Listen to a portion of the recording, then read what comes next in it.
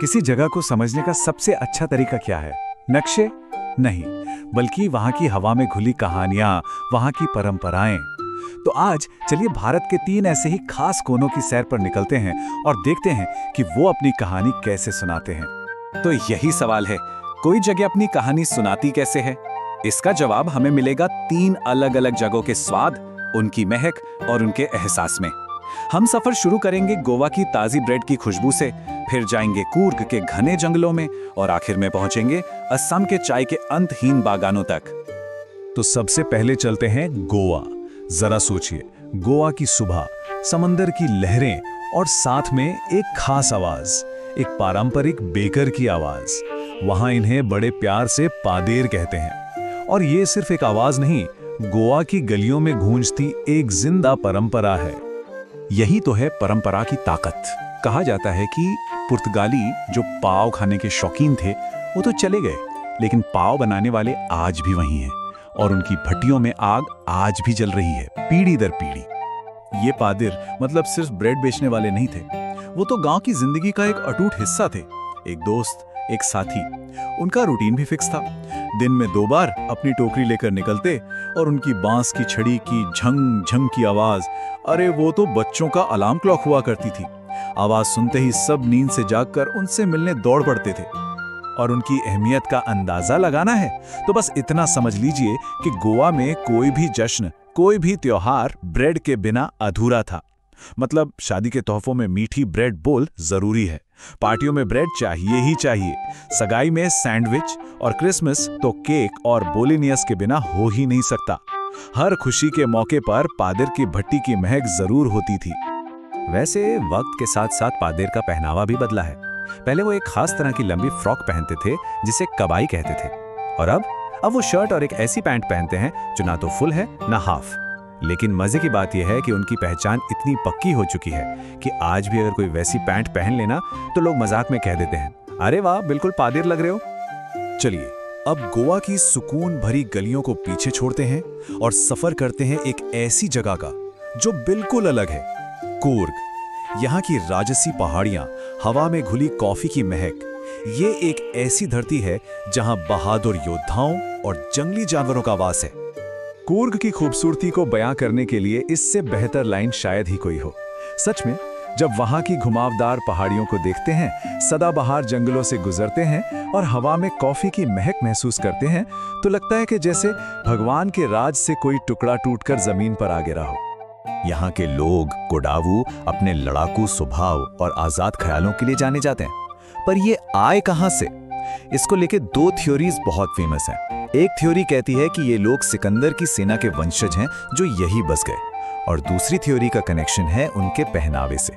वो जो कुतिया पहनते हैं, एक लंबा काला कोट, वो अरब और कुर्दों के कुफिया से काफी मिलता जुलता है। लेकिन कूर्ग सिर्फ शांति और खूबसूरती का नाम नहीं है, यहाँ एडवेंचर भी है। मतलब river rafting, canoeing, rock climbing, mountain biking. यहाँ इतने हाई एनर्जी एडवेंचर स्पोर्ट्स हैं कि जो लोग आराम करना पसंद करते हैं ना, वो भी यहाँ आकर जोश से भर जाते हैं। और जब इन वादियों में घूम रहे होंगे तो ध्यान रखिएगा, पेड़ों के ऊपर से नजर रखी जा रही है। मकाक, मालाबार गिलहरी, लंगूर और यहाँ तक कि शर्मीले स्लेंडर लोरिस भी दिख सकते हैं। ये सचमुच एक जीता जागता जंगल है जहां जंगली हाथी भी शान से घूमते हैं। तो कूर्ग के जंगली दिल से निकलकर हमारा अगला पड़ाव है असम। यहाँ हमें मिलेंगे चाय के विशाल अंतहीन बागान। ये वो जगह है जहां से उस चाय की कहानी शुरू होती है जिसे आज पूरी दुनिया पीती है। एक अंदाजा लगाइए, पूरी दुनिया में हर दिन कितने कप चाय पी जाती होगी? इसका जवाब है 80 करोड़ से भी ज्यादा। जी हाँ, 80 करोड़ कप हर एक दिन। ये नंबर ही अपने आप में चाय की दीवानगी की पूरी कहानी कह देता है। और उस दीवानगी का बड़ा हिस्सा शुरू होता है असम के इस नज़ारे से, घने जंगलों वाली पहाड़ियों के ठीक सामने, जहां तक नजर जाए बस चाय की झाड़ियों का एक हरा समुंदर फैला हुआ है। पहली बार देखने पर यकीन करना मुश्किल होता है। तो ये चाय आई कहां से? इसको लेकर कहानियां भी बड़ी दिलचस्प हैं। एक चीनी कहानी है कि एक सम्राट पानी उबाल रहे थे और कुछ पत्तियां गलती से उसमें गिर गई और बस बन गई चाय। एक भारतीय कहानी भी है। कहते हैं कि बोधि धर्म नाम के एक बौद्ध साधु थे।